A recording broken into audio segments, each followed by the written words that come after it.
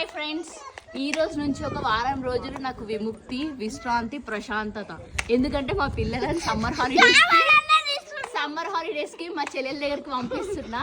So నేను full happy, full enjoy.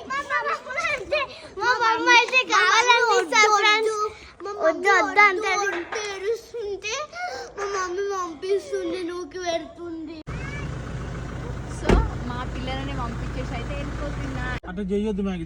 Please వస్తారా మరి? ఇంటికి వస్తారా? పోదాం. వస్తాం. Bye bye bye Milky Maggi.